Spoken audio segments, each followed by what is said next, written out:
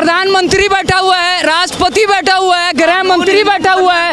जब सब कोई हिंदू बैठा हुआ तो हिंदू बहन के साथ ऐसा नाइंसाफी क्यों हुआ? अस्सलाम वालेकुम रहमतुल्लाह। दोस्तों, आज हमारे देश में जो महिला रेसलरों के साथ नाइंसाफी हो रही है उससे हर कोई वाकिफ़ है, हर कोई जानता है कि आज उनके साथ क्या हो रहा है, लेकिन सब चुप हैं, मीडिया चुप है।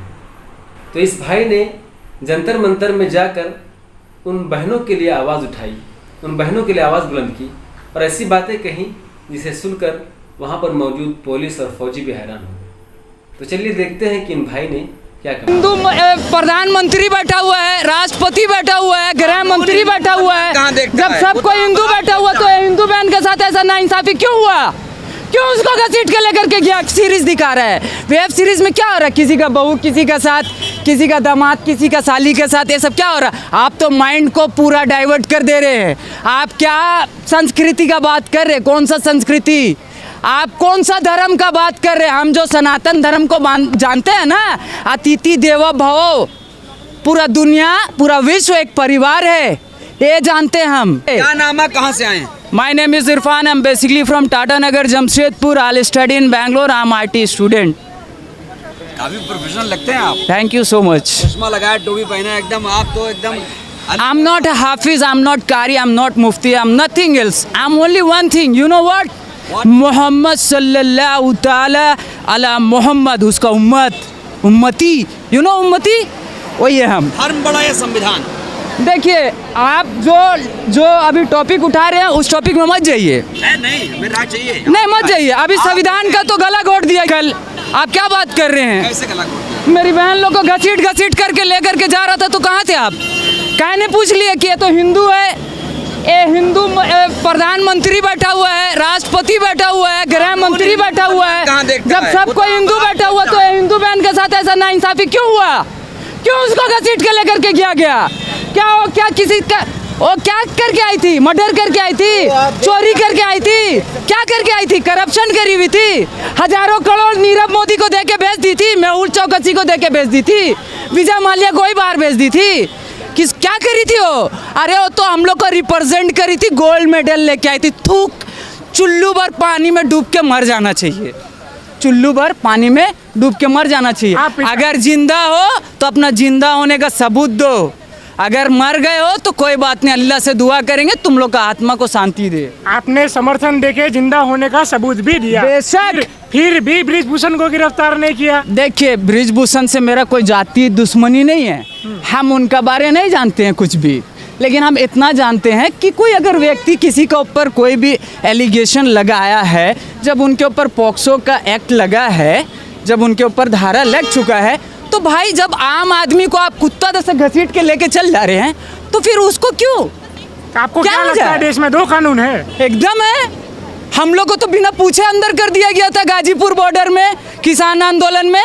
मेरा पिताजी, मेरा माँ, सब पूरा परिवार आके मेरे को छोड़ा करके लेके गया था। वहाँ कौन किसान आया था मेरे को छोड़ाने के लिए? कोई नहीं आया था। लेकिन हमको मालूम है नस्ल और फसल का लड़ाई हो रहा है, नस्ल और फसल का। आज वर्ल्ड में हाईएस्ट प्रॉफिटेबल इंडस्ट्री कौन सा है? पॉर्न इंडस्ट्री, ब्लू फिल्म का इंडस्ट्री। वो भी तो कहीं से ऑपरेट हो रहा है, अपने आप चल रहा है क्या? सेकेंड नंबर में जो इंडस्ट्री है वो कौन सा है? ड्रिंक इंडस्ट्री, दारू का इंडस्ट्री। हम लोग का गवर्नमेंट खुद लिख के बेच रहा है, सरकारी शराब का दुकान, विदेशी शराब का दुकान। और ये लोग वेब सीरीज दिखा रहा है, वेब सीरीज। पहले मूवी दिखाया, सीरियल दिखाया, अभी वेब सीरीज दिखा रहा है। वेब सीरीज में क्या हो रहा है? किसी का बहू किसी का साथ, किसी का दामाद किसी का साली के साथ, ये सब क्या हो रहा है? आप तो माइंड को पूरा डाइवर्ट कर दे रहे हैं। आप क्या संस्कृति का बात कर रहे हैं? कौन सा संस्कृति? आप कौन सा धर्म का बात कर रहे हैं? हम जो सनातन धर्म को जानते हैं ना, अतिथि देवो भव, पूरा दुनिया पूरा विश्व एक परिवार है, ये जानते हैं हम।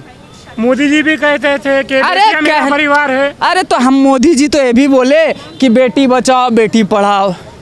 अब बेटी पढ़ लिख ली, गोल्ड मेडल लेकर के जब आ जा रही है तो उससे बात करने के लिए भी उनका पास टाइम नहीं। लेकिन G20, G7, अरे कोई जी आपको नहीं बचाएगा। तो हम एक बात बता दे रहे हैं, 100 सोनार का 1 लोहार का, सुने हैं ना?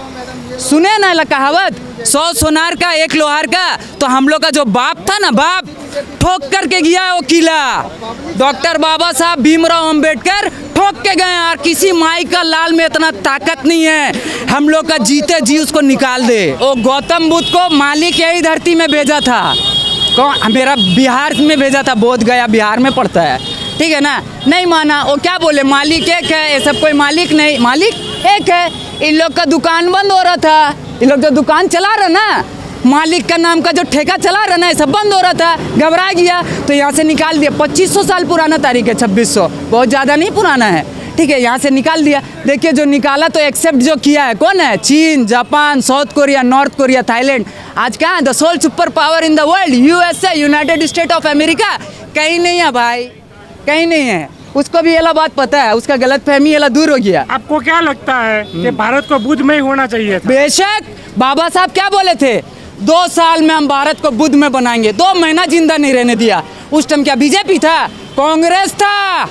स्लो पॉइजन दे के मारा बाबा साहब को, सीना ठोक के बोल रहे हैं।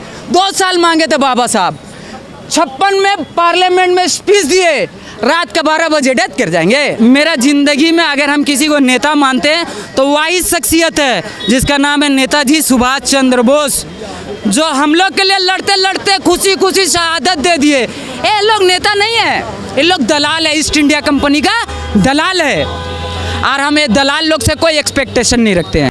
तो दोस्तों जैसा कि आपने देखा कि इस भाई ने किस तरह से निडर होकर, बेखौफ होकर, फौजियों और पुलिसों के दरमियान खड़े होकर अपने बहनों के लिए आवाज़ उठाया, और जो लोग गलत हैं उन लोगों को उनकी गलती का एहसास दिलाया, और जो हक पर है उसको साबित किया, और जो लोग हमारे संविधान का गलत फ़ायदा उठा रहे हैं उस चीज़ को भी बताया कि किस तरह से ये लोग हमारे संविधान का गलत फ़ायदा उठा रहे हैं। दोस्तों इस भाई के जज्बे को, इस भाई के जिगरे को सलाम है। ऐसे बहुत कम लोग होते हैं जो बेखौफ होकर मैदान में कूद जाते हैं और जो हक बात है उसको रख देते हैं। तो दोस्तों दीजिए इजाज़त, फिर मिलते हैं किसी और ऐसे ही खूबसूरत वीडियो के साथ। तब तक के लिए खुश रहें, शाद रहें, आबाद रहें और हिंदुस्तान जिंदाबाद रहे। वस्सलाम।